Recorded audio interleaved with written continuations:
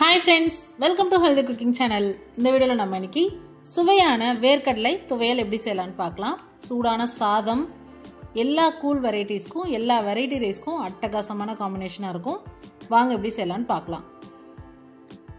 கடாயில 1 கப் அளவுக்கு வேர்க்கடலை சேர்த்துக்கோங்க. சேர்த்துட்டு நல்ல மிதமான தீயில வச்சு வேர்க்கடலையை நல்ல வாசம் வர அளவுக்கு வறுத்து எடுத்துக்கணும். பாருங்க இந்த அளவுக்கு வறுத்து எடுத்ததுக்கு அப்புறமா ஆற விட்டுட்டு ஒரு பிளேட்லயோ இல்ல இந்த மாதிரி முறத்திலயோ சேர்த்துட்டு நல்லா ஆறி வந்ததுக்கு அப்புறமா இந்த மாதிரி கையில லைட்டா கசக்கி விட்டோம் அப்படினா அதோட தோல் வந்துரும். ஓரளவுக்கு தோல் எல்லாம் எடுத்ததுக்கு அப்புறமா சுத்தம் பண்ணி எடுத்துக்கலாம்.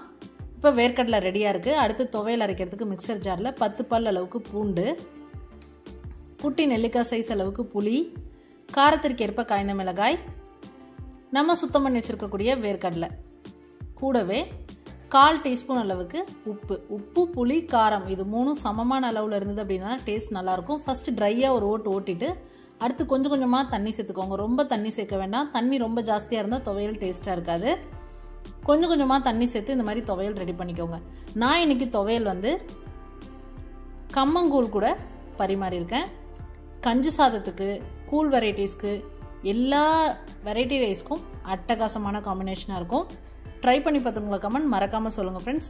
இது போன்ற ஹெல்தி ரெசிபிஸ்க்கு மறக்காம ஹெல்தி குக்கிங் சேனலை சப்ஸ்கிரைப் பண்ணுங்க. இந்த வீடியோ உங்களுக்கு பிடிச்சிருந்தா லைக் பண்ணுங்க, ஷேர் பண்ணுங்க. தேங்க்ஸ் ஃபார் வாட்சிங்.